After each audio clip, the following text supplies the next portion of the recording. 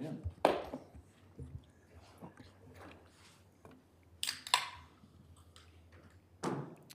All right. I'd like to call the Winnebago County Board meeting to order. Tonight is Thursday, May 11th, 2023. Tonight, our invocation and pledge allegiance will be by Board Member Jaime Salgado. Please stand. Let us pray. Dear Lord, we thank you for bringing us together today on this beautiful day. We thank you, give you thanks for all we have, and you've granted us. Lord, we ask that you bless us with your grace. Lord, we ask that you guide us and grant us the knowledge to make the best decisions for our constituents. Lord, we ask that you protect our first responders and military personnel. Finally, Lord, we ask you bless our mothers as we celebrate their day this weekend. We ask these things in your name, Jesus Christ. Amen. Amen. I pledge Allegiance to the flag of the United States of America and to the republic for which it stands, one nation, under God, indivisible, with liberty and justice for all. All right, thank you, Mr. Salgado. Mr. Thompson, do we have any agenda announcements this evening? No announcements, no changes to the agenda. Thank you. Thank you, Mr. Thompson. All right, Clerk Gumbel, can you please call the roll? Certainly. Thank you, Mr. Chairman. This evening, we will start with Mr. McCarthy. Present. Mr. McDonald. Present. Mr. Neighbors. Mr. Penny. Mr. Salgado. Present. Mr. Scroll. Here. Mr. Sweeney. Present. Mr. Tassoni. Present. Mr. Thompson. Here. Mr. Webster. Here. Mr. Arena. Mr. Booker. Present. Mr. Butita. Here. Mrs. Crosby. Ms. Fellers. Present. Mrs. Gorel. Mr. Guevara. Present. Ms. Hansert. Here. Mr. Hoffman. Mr. Lindmark. Thank you all. Mr. Chairman, that is 18 board members present, 2 board members absent. Very good, thank you. We do have a quorum this evening. Moving on our agenda, under awards, presentations, public hearings, and proclamations. Tonight we have a presentation by Mr. Scott Bloomquist. He is the Regional Superintendent at Boone, Winnebago County Regional Office of Education. Mr. Bloomquist.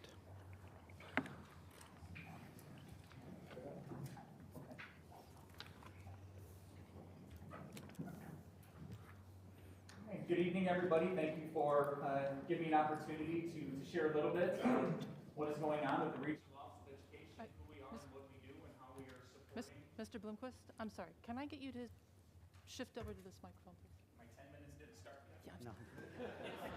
Apologize. You've already got it up. Thank you. Perfect. Oh, and then I can advance it myself over here? Yes. Super. Thank you.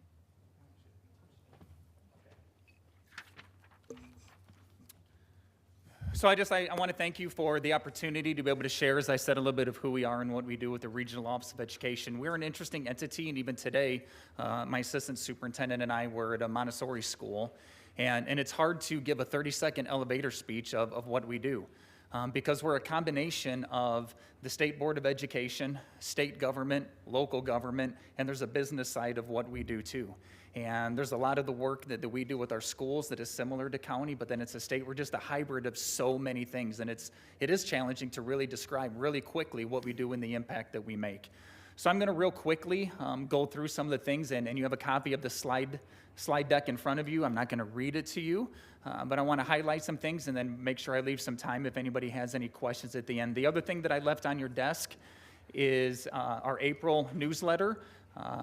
I know we get bombarded with email, just like I do, but you are getting these. Hopefully, I think you're all on our contact list, and we send out a monthly newsletter 10 out of the 12 months a year. We kind of can, in the summer, don't do one every month, and then our annual report usually comes out in November or December that has a lot more detail. They are longer newsletters. We've tried to not have them be tons of data and numbers. We will put those things in there, but what we love to do is highlight stories, because everything that we do is that there's numbers attached to everything, but every number is representative of a face, a name, a family, a community, and a school, and we want to highlight a lot of those impacts that we are making. But I'm going to start with just some of the demographics of looking at of who we are as a regional office. We are one of the fifth largest regional offices in the state of Illinois when you look at the demographics of the amount of students that we serve in public and private, the amount of buildings that we have. And with that, we're one of the premier, I would say, regional offices that we are doing everything that we can to meet the needs of our schools each and every day. Before I came to the regional office, I was one of the district superintendents in the community that received the services of the Regional Office of Education when I was superintendent in Winnebago schools for 4 years.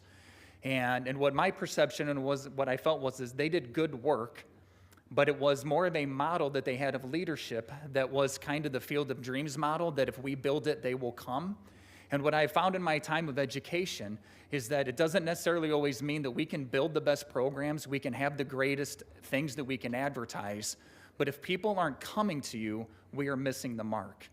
And we see that with our students and our schools as well, that too many times in our schools, if kids aren't coming to school, we don't do that next step of if they're not going to return our phone calls, if parents aren't going to return our emails, if they're not going to respond to a letter, too many times we just let it go. It's like, well, they're not interested. No, that's not good enough for us, and that's not good enough for our teams. So we know that if we're not getting the response and making the impact that we need and people aren't coming to us, we need to go to them. We need to meet people where they are. We need to be responsive, not reactive, and we need to talk to our leaders in our communities to see what they need, and then we need to continually responsively respond to what they are asking us to do to best serve them. And you're going to get a small snapshot of what that has looked like just over the last few years of where we have had little engagement from our districts and our community to where we are and how we are growing. We're part of every regional office of education. There's 38 of them in the state of Illinois. We are part of what is called Area 2, which is Northwest Illinois. Kind of the dividing line is DeKalb down to 88, all the way to Iowa and Wisconsin. That is Area 2, if you can picture that geography. And while I didn't put all of the regional offices in here, I did the ones that were the biggest ones to give you an idea, and I named them A, B, C, and D. They have numbers by them. I didn't want to throw any of them under the bus. The point is that I wanted to see graphically the difference between our regional office and the other ones within Northern Illinois that are charged to do some of the same work that we do. As you can see just from this first one, you can almost add up all of the students of 3 or 4 of the other regional offices to equal the amount of students that we serve. And again, this doesn't even include the 20-plus private schools that we partner with and we work with too, which can be anywhere from 8,000 to 10,000 additional students a year that are represented by the support that we bring. This one is representative of the amount of schools that we have. We have 95 buildings in our community, and the one thing that I'll share, what does that mean with buildings? One of the charges that we have is we do the health, life, safety, similar to everything else in our communities where the fire department does annual inspections of businesses and restaurants. That's my job. So we go in and we search every nook and cranny of every building in every district, from every school to every press box to every concession stand, to make sure that it is up to code in health, life, safety and fire code. And we are the ones that also issue every building permit for every type of construction that our schools do. Last year in FY22, we had over 50 building permits and $120 million in support that we did. This is a big one to be able to see. We have met the needs of our community with our alternative schools. I would say that most other regional office of education don't want to work with the kids that have been expelled or should be expelled. That's not my heart. I've had a heart for alternative school students my entire life. And we have chosen to rebrand, rebuild, and reconnect with all of our kids and to restore them back. And this year we are going to serve over 500 students that have been thrown out of their schools, that have been deemed unsuccessful. And we are doing it in a therapeutic setting. We have close to 25 kids graduating at our May meeting. We don't have very many issues in our school because it's how it's set up, and I will ask again and again and again, anybody that wants to come visit Summit Academy, you need to see what can be done on a very efficient budget when we prioritize mental health and the right structures and systems to support the most at-risk kids in our community. Staff-wise, you'll see because we have grown and we're doing it, that we're a staff that we have over just over 100 people that work for us to be able to provide the support. Quickly, I'm going to highlight in the time that I have left, and again, you can read more about this in each of them. At-Risk Student Services is our team that works with kids that are truant. We had a team, our team increased by 7 this last year. Our school districts need more support. We have too many kids that don't want to go to school. Our director wrote for a grant, and we were able to receive grant funding from the state to increase her staff by 7. And what that has enabled us to do, instead of serving 300 or 400 students a year that aren't going to school, we're serving over 800 this year, and including that, 158 that ultimately end up being in court. One of the neatest things that we did this year in response to our community is there was a demographic of kids that our schools identified that were middle school kids that were calling school refusal. No matter what we did, no matter the support from the parents, these kids just weren't going to school. So we started a program for 20 middle school kids. Our program is full. The majority of those kids had not gone to school one time in the majority of a school year. A lot of our students had gone 2 years without setting foot in a school. And we are seeing 80% attendance rate from all of those kids now, and the majority of them are ready to successfully transition back to their school. And this was in direct response to our schools saying, there's nothing that is working for these kids.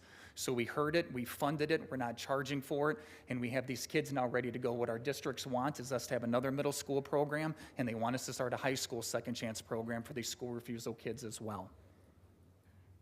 Professional learning, that is what we're mostly known for. We transitioned in our professional learning. We still do the things where everybody can come to us, but what we know is that's not going to bring the transactional and transformational change that we want in our schools, the one and done.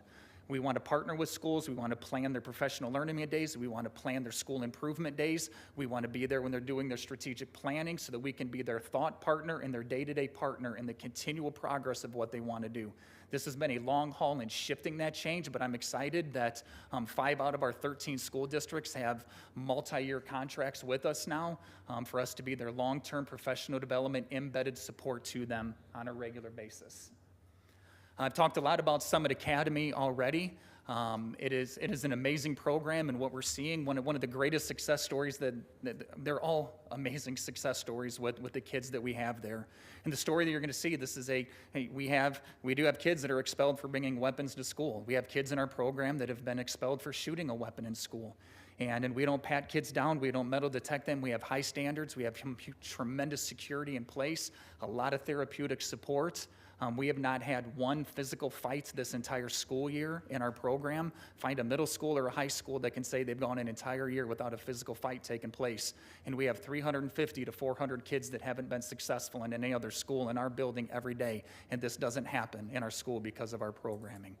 And one of the kids that's going to be our graduation speaker, you can see his story there, but he is delivering the graduation message this year.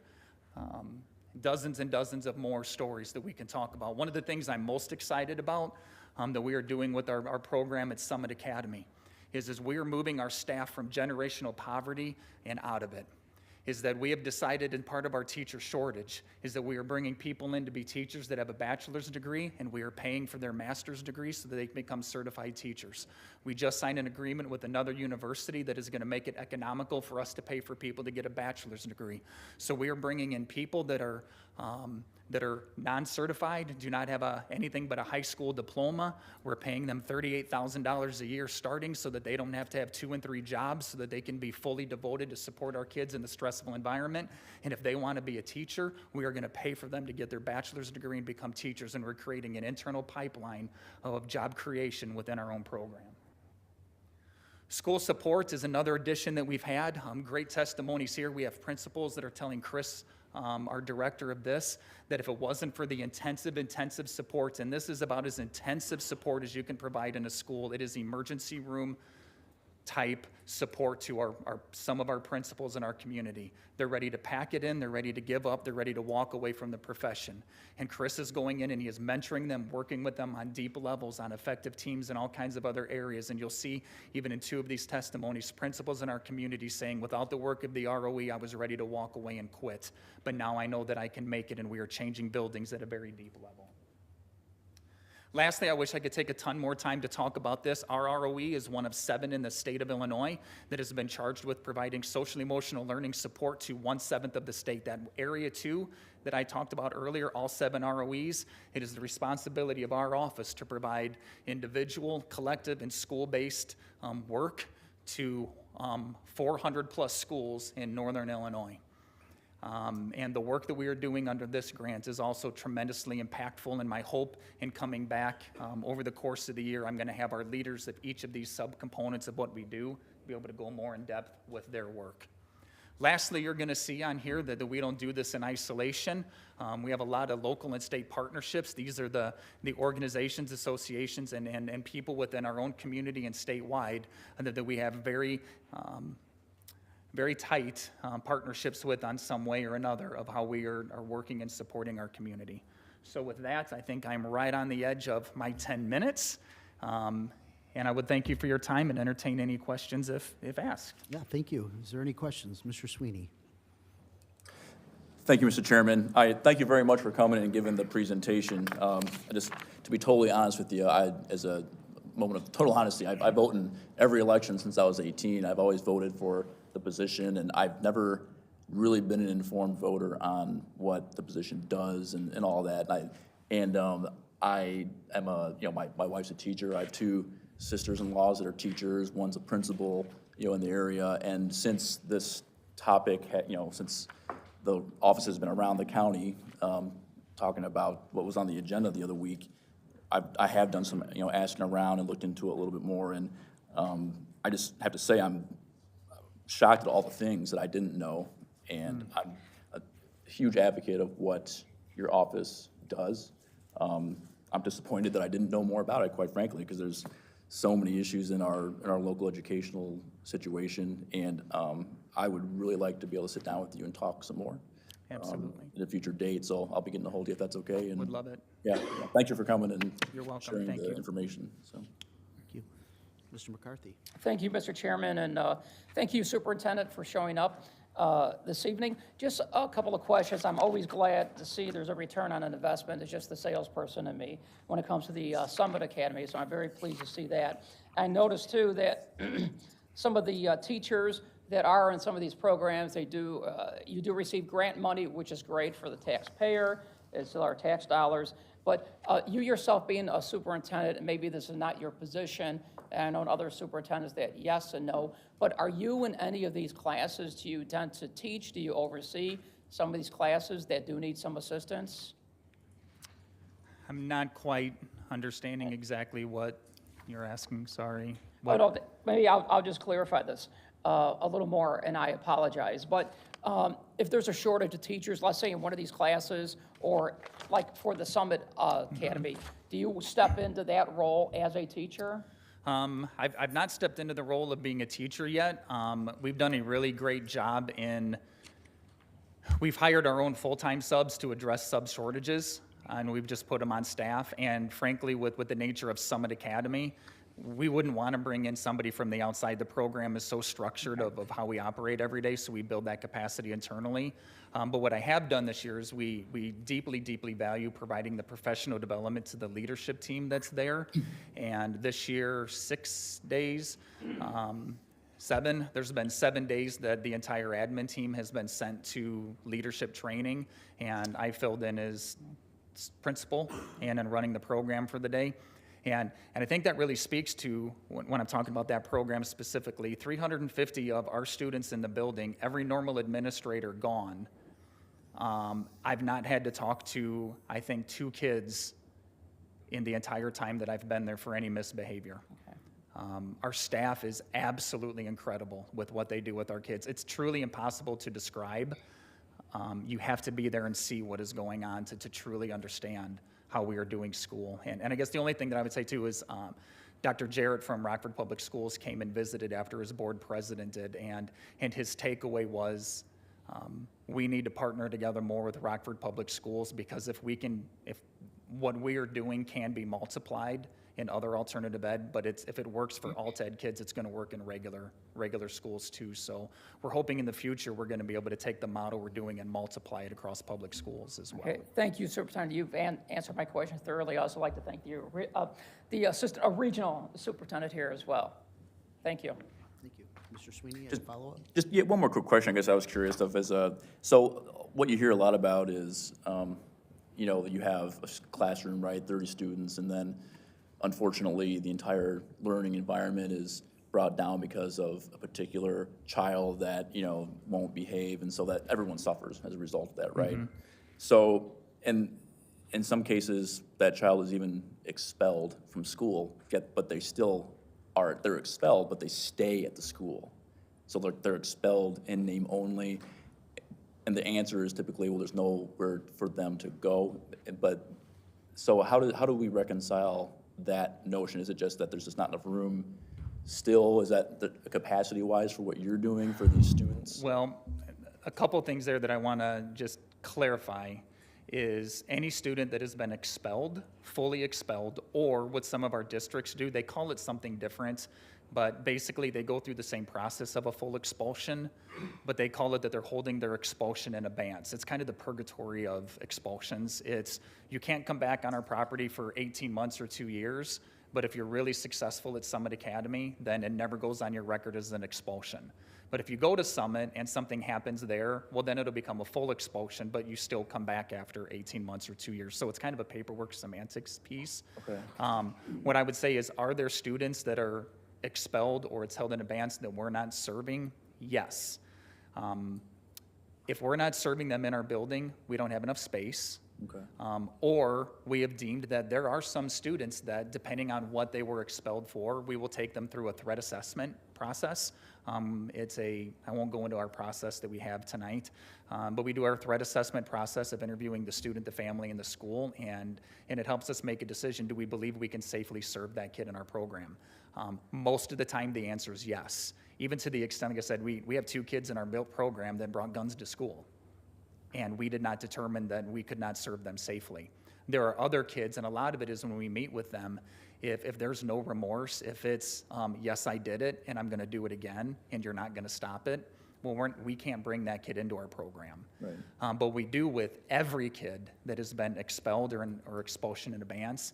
If we can't serve them in our building for space-wise, or even if it is for that we don't believe that they are safe to come in, they're still enrolled in our full-time online program, and they still get daily or weekly social work and counseling services via Zoom. So we're still supporting those kids in our community, even if they are not in our program. And we have a full-time staff member that her sole job is working with these kids in the remote environment, talking to them, connecting with them and their families, and then we have a social worker or a counselor connecting with those kids too. So we're not just leaving them abandoned during their time.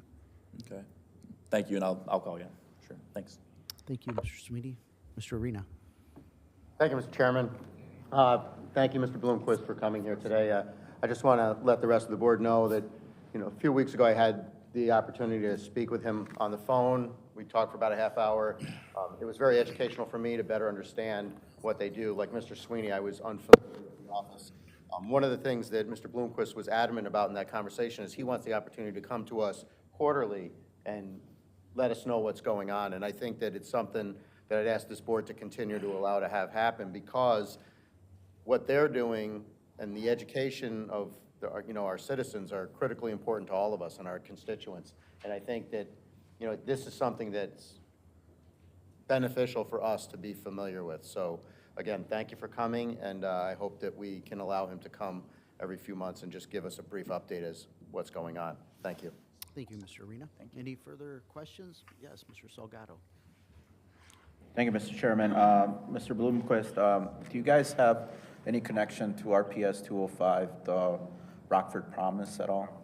Program where scholarships for high school students that go through RPS for 4 years, Auburn, Guilford, whatever, they're able to apply and continue their education.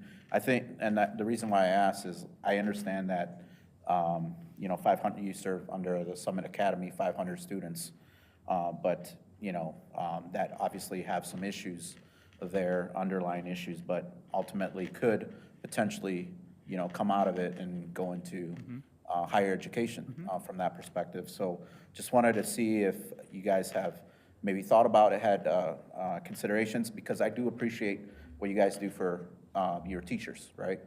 I think one of the things at Rock Valley when I was there, what we were trying to do is implement, peer professors, right? So pay them their bachelor's, get them their master's, come back, become full-time professors, right? For 5-10 years, and, we see that going. So just would like to see if something like that, your agency or organization there would look into that, because I think that would be beneficial for your students as a marketing tactic as well, and obviously the success of Summit Academy. So just wanted to ask if there is no relation there, maybe hopefully down the road, you guys can partner with them as one of your partners for that. I'm actually getting, literally goosebumps right now that you're asking that.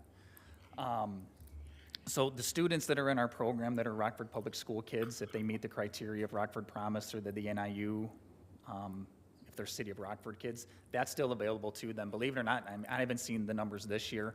Last year of our graduates, we probably had a half a dozen of them because that did go to college out of our program. Think about that. Kids that got expelled or they were ready to drop out.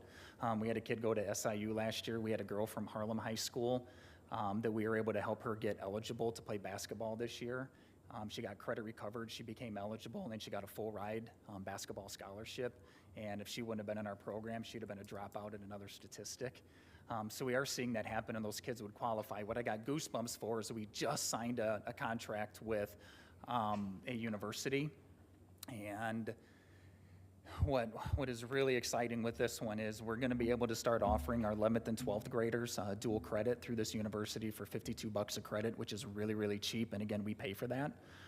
We just hired a full-time transition counselor. It was a grant that we wrote through the Winnebago County Mental Health Board that's going to allow us to hire a full-time transition counselor.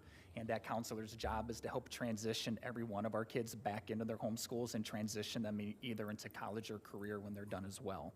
Because that was a need that we saw, that we needed to help them transition back or transition them off to wherever their next is. The other thing with that partnership that I'm really excited about when we're talking about generational change is that all of our students that graduate from Summit, that other university, they're guaranteed, I believe it's a 20 or 25% tuition discount. There's a counselor from that school that'll work with them on filling out the FAFSA for the financial aid. And those benefits actually of tuition discounts apply to their parents as well. So as we start moving forward into next year, we're going to be able to talk to all of the students in our program that we can help provide an affordable opportunity to go to college through this partnership as well. Mr. Neighbors?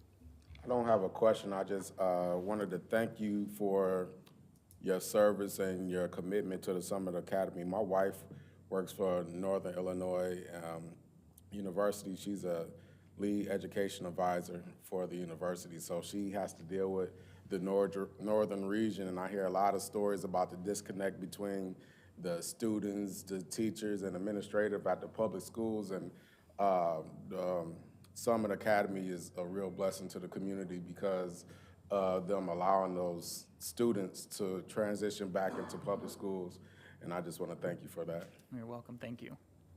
Thank you. Any other questions? Yes, Ms. Goro. Thank you.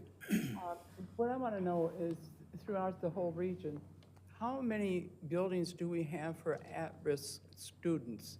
Since they're kind of scattered all over, and I know many of them are bused here or there. Yeah. And there's other places that they go to. How many do we, Well, buildings do we have for that? in Boone and Winnebago County for our kids, and I throw that one in because there's a facility in Boone County that our kids can go to. Rockford Public Schools has 2 alternative programs, the ILC and then Roosevelt, and those are only for Rockford Public School kids. Generally, we get the kids that aren't successful there or they've been expelled. The rest of the community, if they're not eligible to come to us as a middle schooler or a high schooler, if they have a special ed background, they can go to, and it used to be called Camelot in Belvedere. They changed their name, got bought out. Nobody even knows what their new name is. But that's a therapeutic day school for students in special ed. That's an option. Or there's another one in McChesney Park called Menta, and I don't know a whole lot about that program either, but that's another spot that some people can go. In general, in a community our size, there's not enough opportunities for kids. We do get asked regularly if we could start an elementary school now. There's a huge need for elementary school support for kids that are being expelled. And we don't have the funding, and we don't have any space for it. And it is something that it is on our heart and our mind, because it is an underserved piece of our community that nobody can serve that right now. And that is a burden on us. We just haven't figured out how to responsibly and fiscally and capacity-wise make that happen yet. Not a lot of options. That's too bad, because they are getting younger and younger, being at risk. They are. They're not just high school kids, they start kindergarten on up. Mm-hmm. So I hope the future will have something for them. Me too. All right, thank you. Any further questions from Mr. Bloomquist? All right. All right. Thank you. Thank you. All right, we're going to move on to public participation. Since there are no public hearings tonight, I'm going to read a brief statement here.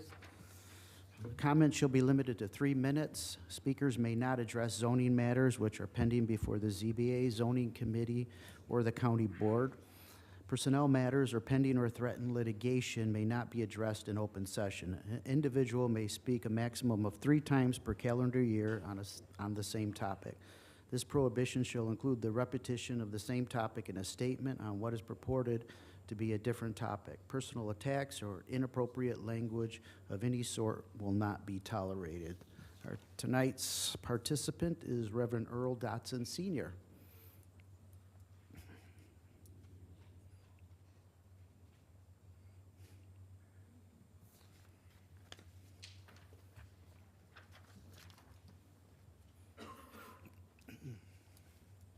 The Bible. So Lot chose all the Jordan Valley and journeyed towards Sodom before God destroyed Sodom and Gomorrah. The wisdom of one and the folly of another, Lot. Lot's type of man closely resembles a current generation of black men and some women, rich in heritage and culture, but trapped by the pursuit of immediate prosperity. Their militant mentality uses illiteracy, unemployment, and poverty as excuses for irresponsibility, decadence tending towards living the lower life. And all of this is exacerbated by entrenched racism. They ignore the power of God, family, and institutions enabling the positive development of their dynamic manhood.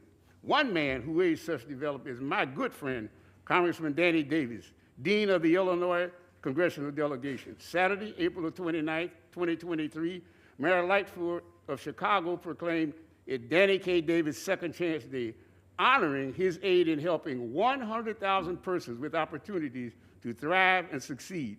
He is a major supporter of the new black mayor of Chicago, who has gained national and international recognition as mayor of the 3rd largest city in America.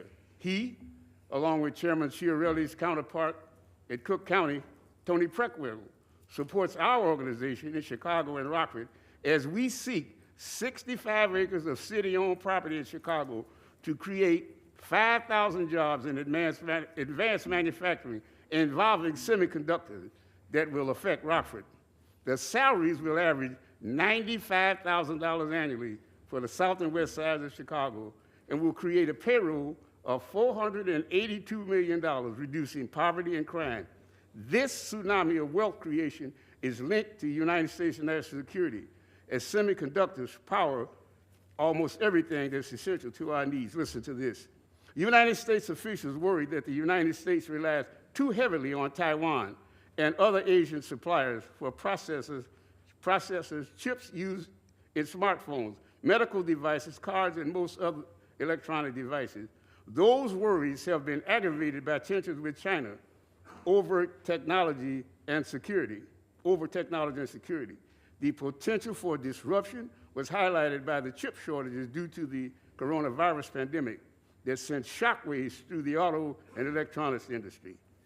Governor Pritzker, I'm sure, is aware of what we're planning to do there in Chicago and perhaps some of it here, but he can't be so proud of Peoria and Danville, who are listed as 2 of the most segregated cities in the United States. Rockford and Springfield aren't far behind. But you'll hear more for this, Rockford. Thank you. Thank you. All right.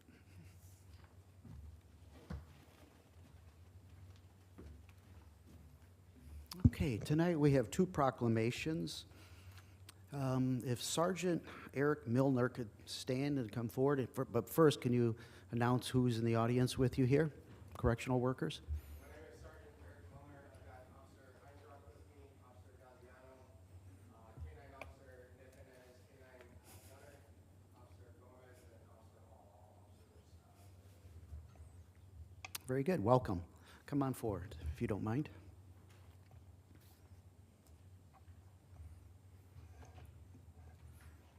You can bring the dog if you like. Just see, I don't think Mr. Arena knew there was a dog back there. All right, thank you. All right, so this proclamation is in recognition of National Correctional Officers Week, May 7th, 2023 through May 13th, 2023. Whereas correctional officers are trained law enforcement professionals dedicated to maintaining a safe and secure correctional facility and ensuring public safety. And whereas the duties of correctional officers include the supervision, care, and rehabilitation of offenders who have been convicted of a crime and are sentenced to serve time in a local jail, state correctional facility, halfway house, or through electronic monitoring. And whereas Winnebago County correctional staff support the mission of the Sheriff's Department by providing secure confinement, reformative programs, and a process of supervised community reintegration, thereby helping to reduce recidivism. And whereas correctional officers meet the challenges of their profession with skill, diligence, and good humor, the environment in which correctional officers provide their knowledge and skills is one that poses a great potential risk to their personal safety. Knowing the potential risks, they continue to meet the high standards set by their profession. And whereas the essential personnel, correctional officers, serve selflessly and admirably in the face of the coronavirus pandemic. And whereas on May 5th, 1984, President Ronald Reagan signed the Proclamation 5187, creating National Correctional Officers Week, declaring the professionalism, dedication, and courage exhibited by these officers throughout the performance of these demanding and often conflicting roles deserve our utmost respect. So therefore, be it resolved that I, Joseph V. Shirelli, Chairman of Winnebago County Board, and the Winnebago County Board recognizes the week of May 7th, 2023 through May 13th, 2023 to be National Correctional Officers Week in Winnebago County in honor of the men and women whose diligence and professionalism keep the county and our citizens safe. So congratulations.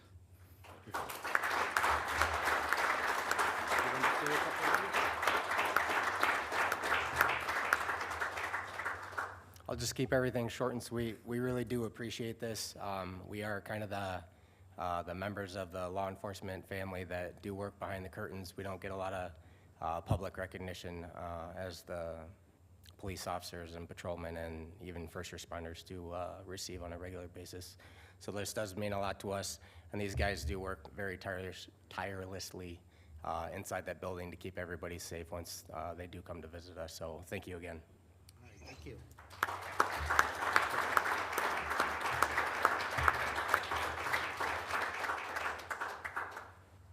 All right, next, I'll call up Chief Deputy Saganek. We have another proclamation. This proclamation is in recognition of National Police Week, which is May 14th through May 20th, 2023.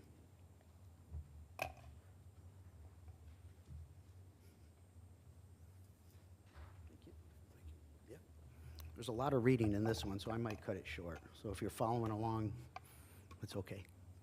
So whereas the Congress and the President of the United States have designated May 15th as Peace Officers Memorial Day and the week in which May 15th falls as National Police Week.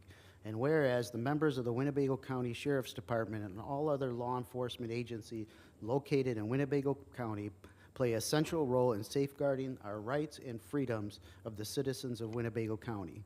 And whereas it is important that all citizens know and understand the duties, responsibilities, the hazards, and sacrifices of their law enforcement agencies, and men and women of the law enforcement agencies in Winnebago County recognize their duty to serve the people by safeguarding life and property, by protecting them against violence and disorder, and by protecting the innocent against deception and the weak against oppression, and unceasingly providing a vital public service.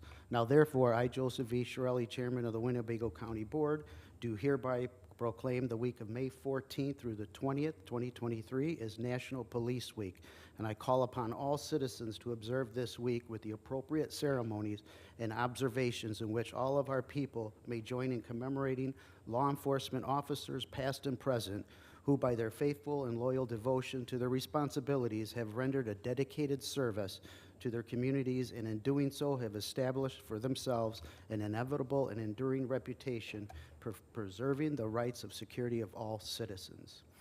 So therefore, be it resolved that the Winnebago County Board, and I, Joseph V. Shirelli, as the chairman of the board, recognize this week, May 14th through May 20th, 2023, to be National Police Week in Winnebago County in honor of the men and women whose diligence and professionalism keep the county and our citizens safe. Congratulations.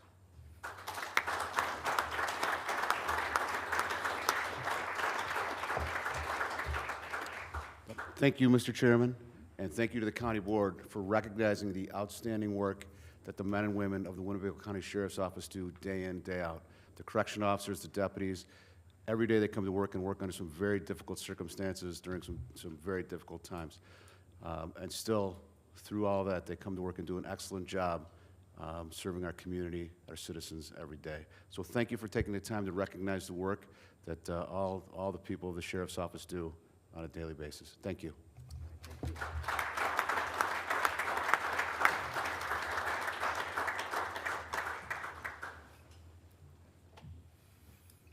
All right. We'll move on to the approval of minutes. May I entertain a motion to approve the April 13th, 2023 minutes and lay over April 27, 2023 minutes. I got a motion by Mr. Thompson, second by Mr. Guevara. Is there any discussion on the approval and layover of these minutes? Hearing none, are there any board members opposed to that motion to approve? Very good. Please cast a yes for all members present. Next is our consent agenda. May I entertain a motion to approve the raffle report and the auditor's report. Motion by Ms. Hanser. We have a second by Mr. McCarthy. Very good. Is there any discussion? Hearing none, are there any board members opposed to that motion to approve? Very good. Please cast a yes for all members present. Number 8 are the appointments per County Board rules. Board chairman appointments require a 30-day layover unless there's a suspension of the rule. Tonight we have a special appointment by the county administrator.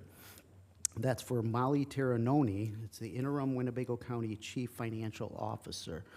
I don't believe we need to suspend or lay this over. Is that correct, Mr. Thompson? No, it does not require a 30-day layover. Okay, very good. Do we have a motion to approve?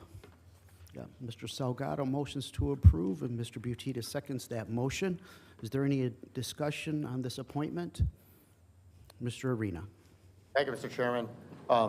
Does this become effective immediately, or is this effective upon Mr. Rickards' final day, or how does that work?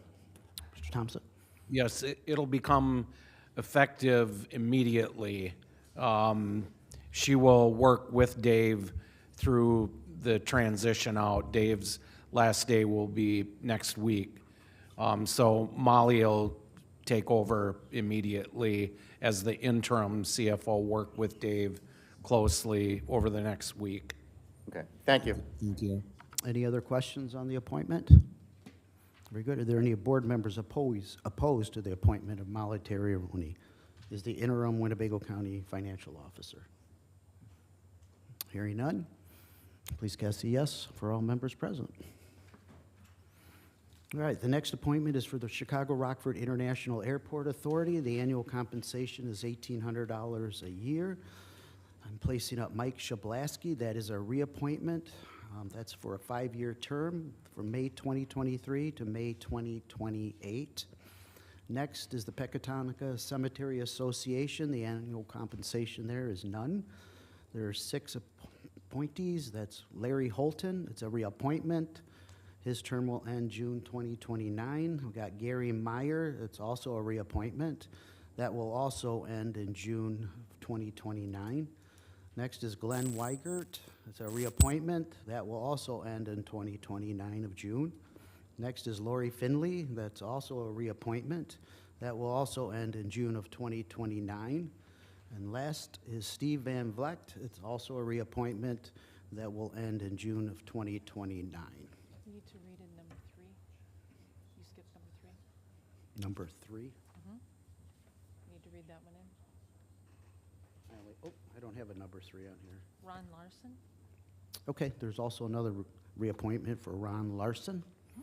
I'm sure his term ends June of 2029 also.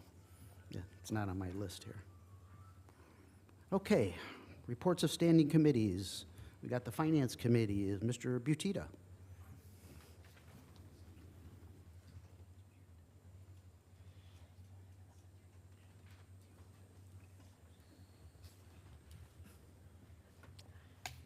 Okay, our first ordinance is for a budget amendment for a contract licensed MDS coordinator and an additional business office employee, and I move that we suspend the rules. Motion to suspend by Mr. Butita. Do we have a second by Mr. Sweeney? Are there any board members opposed to the motion to suspend? Very good. Please cast a yes for all members present. Mr. Butita. Okay, then I move that we pass the ordinance for a budget amendment for a contract licensed MDS coordinator and additional business office employee, and I'll speak to that, please. Yes. Moved by Mr. Butita. Is there a second? Mr. Thompson seconds that motion. Mr. Butita. Okay, thank you. So both of these positions were recommendations out of the Baker Tilly audit. A lot of the recommendations from the audit were procedural things that we needed to take care of, but these are 2 positions that they recommended. The River Bluff Board of Directors considered these recommendations of the Baker Tilly and agreed that 2 of the areas that financially we need to address is the expense side and also the revenue side. These 2 will address the revenue side from standpoint of correctly invoicing, and the additional office employee is going to be used for collections. So I would hope that all would approve this then. Thank you. Very good. Any further board member discussion on this ordinance? Good. Are there any board members opposed to passing this ordinance? Very good. Please cast a yes for all members present. Mr. Butita. Okay, thank you. Next is an ordinance for a budget amendment to prepay Stillman Bank debt certificate, and I'll ask to suspend the rules on Move to this suspend also. by Mr. Butita. Is there a second? Mr. Thompson seconds that motion. Are there any board members opposed to the suspension of rules this evening for this ordinance? Very good. Please cast a yes for all members present. Mr. Butita. Okay, I'll move for the passage of the ordinance for the budget amendment to prepay the Stillman Bank debt certificate. Moved by Mr. Butita. Is there a second? Mr. Lidmark seconds that motion. Is there any discussion, Mr. Butita, on your part? No. Board member discussion? Very good. Are there any board members opposed to the motion to approve this ordinance? Very good. Please cast a yes for all members present. Mr. Butita. That'll conclude our report. Thank you. Thank you, Mr. Butita. Next is Zoning Committee. Mr. Webster. Thank you, Chairman. We have no report. Thank you, Mr. Webster. Economic Development Committee. Mr. Sweeney. No report tonight, Mr. Chairman, but we will have a committee meeting on Monday, the 15th at 5:30 on the 3rd floor of the admin building. Very good. Thank you, Mr. Sweeney. Operation Administrative Committee. Mr. McDonald. Thank you, Mr. Chairman. We have 4 resolutions this evening. The first is a resolution to approve purchase of a tractor mower for River Bluff Nursing Home with CIP 2023 funds, and I so move. Moved by Mr. McDonald, second by Mr. Butita. Any discussion? Hearing none, are there any board members opposed to approval of this resolution? Very good. Please cast a yes for all members present. Mr. McDonald. Thank you, Mr. Chairman. The next item is a resolution to approve fire panel upgrades using CIP PSST 2023 funds, and I so move. Moved by Mr. McDonald. Is there a second? Mr. Thompson seconds that motion. Any discussion, Mr. McDonald, on your part? Board member discussion? Very good. Are there any board members opposed to passing this resolution? Very good. Please cast a yes for all members present. Mr. McDonald. Thank you, Mr. Chairman. The next item is a resolution awarding bid for HVAC replacement at Veterans Memorial Hall, and I so move. Moved by Mr. McDonald, second by Mr. Limmark. Is there any discussion? All right, hearing none, are there any board members opposed to this resolution? Very good. Please cast a yes for all members present. Mr. McDonald. Thank you, Mr. Chairman. Our final resolution is to provide Winnebago County Building Administration Building Security Threat Assessment, and I so move. Moved by Mr. McDonald, second by Mr. Sweeney. Any discussion? All right, hearing none, are there any board members opposed to this resolution? Very good. Please cast a yes for all members present. Mr. McDonald. That concludes the report. Thank you. Thank you, Mr. McDonald. Moving on to Public Works Committee, Mr. Tassoni. Very good. Thank you, Mr. Tassoni. Public Safety and Judiciary Committee, Mr. Limmark. Thank you, Mr. Chairman. We have no report. Very good. Thank you, Mr. Limmark. Unfinished business. Is there any unfinished business before the board this evening? Mr. Webster. Yeah, thanks. I don't know if it fits in here, but I just want to say thank you to Dave Rickard, and thank you for service he's provided for Winnebago County. Been a real nice, easy guy to work with, always has the door open for any questions and so forth. He spent time with me explaining things when I needed that explanation. And I wish him great success in sunny and warm California. I'm just trying to picture him in Hawaiian shirt and flip-flops, but congratulations, Dave. Wish you the best. That's, Thank you. yes, we all express the same gratitude. Are you sure you were talking about maybe Chief Deputy Saganek wearing a Hawaiian shirt? No? I can't imagine Mr. Dave wearing that. Anyway, Mr. Webster. Yeah, and I want to follow up on this, though, too, is that fortunately for us, we have an internal replacement where we didn't have to go on a deep dive search for someone. We have Molly Terranoni, who is stepping up to the plate to fill in temporarily. And for those of you that don't know Molly, she's been with us for a good number of years. She goes about her work in a methodical manner, and she's been there for us all along, and so thank goodness we got her to back up in Dave's absence. Thank you. Thank you, Mr. Webster. Any other unfinished business? Mr. Butita. Thank you, sir. I'd like to second Mr. Webster's comments on Mr. Rickard. I've had the opportunity the last 6 months to work closely with him in the Finance Committee, and I found him to be a highly capable person, and has certainly been helpful to me, and I think to the board overall. And I also wish him well on his new endeavors. Very good. Mr. Thompson. Well, I was going to wait until announcements, but I thought I better jump in here now. First of all, congratulations to Dave. He was one of my first hires as county administrator. We didn't have the position of CFO. County board supported the creation of the position and gave me the green light to go ahead and fill it. We had a lot of applicants for the position. There was only a handful of qualified applicants that we interviewed. I put a panel of staff together, included board member Steve Schultz as part of the interview panel, and we went through, I think, 4 or 5 interviews, and Dave Rickard rose to the top, and it was very, very clearly evident to the interview panel that Dave was exactly what we needed as our CFO. So we were able to, recruit him from Kane County, and just a couple of the things that Dave has really been instrumental in. He really modernized our financial systems. He made improvements to the financial systems.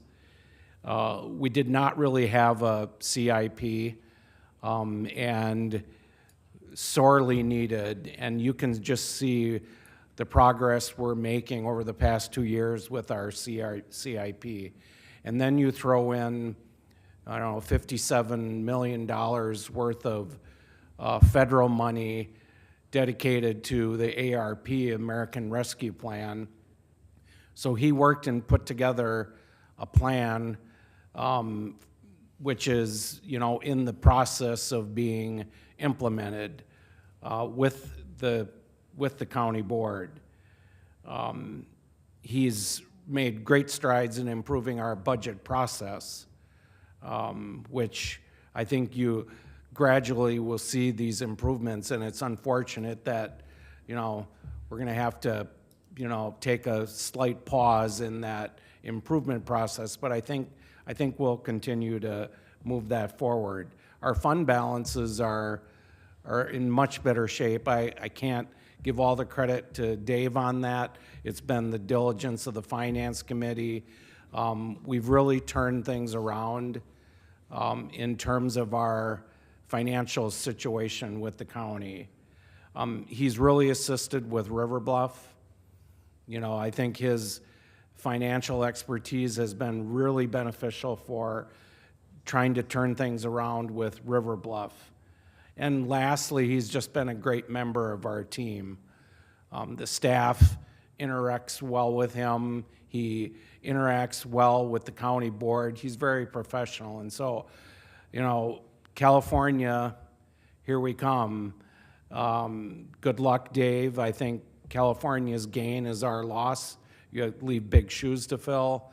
Molly will be able to step up, like Mr. Webster said, on an interim basis. I'm going to rely on Mr. Butita and Paul Arena and the rest of the county board to help me and help all of us find Dave's replacement. So thank you, Dave. All right, thank you.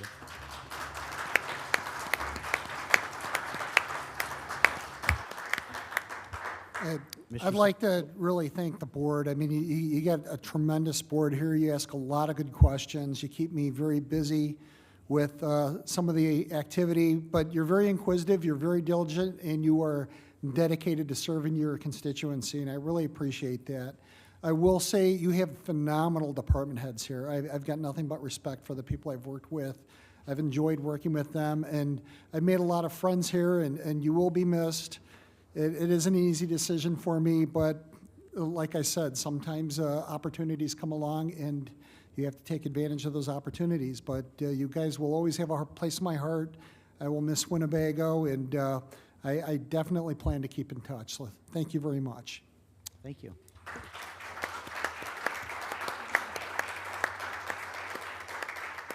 Mr. Salgado. Thank you, Mr. Chairman. Just want to echo what everybody's been saying, but I got to say one of the big attributes to Mr. Rickard is that, been working with him for quite a couple of years now, and budget constraints and everything from that perspective, and looking at tax levies. I think he was very objective on some of the suggestions, recommendations, not subjectively based on what he thinks, would be his best direction, with obviously giving the recommendation, but taking into consideration everybody's opinion, not only the department heads, because that sometimes we have some constraints or some issues with budgeting and stuff like that. So I think that's one of the attributes that really helped Dave here coordinate with everybody in the county and brought it together. Was he was very well liked, and I think everybody wanted to work with him, and I think that's one of the qualities that I think we also need to bring forward. That someone that can work with departments, bring them together, listen to them, and obviously execute on what this county board wants to do and what direction. So through all that, with the debates about different things that we have, I think the recommendations that Dave has brought forward has always been in the minds of the taxpayers and obviously us as the representatives out there. So I do appreciate the work of Mr. Rickard. I wish you the best and good luck to you. Thank you very much. Thank you, Mr. Salgado. Mr. Hoffman. Thank you. When we were naming all the names of people for Molly to rely on, we left out Mr. Salgado. And I think he's the most important person that we can rely on. Thank you. Thank you. He's blushing. Mr. Salgado is blushing. All right, is there any other unfinished business? All right, new business. Do we have any new business in front of the board this evening? No? Announcements and communications. Clerk Gummow.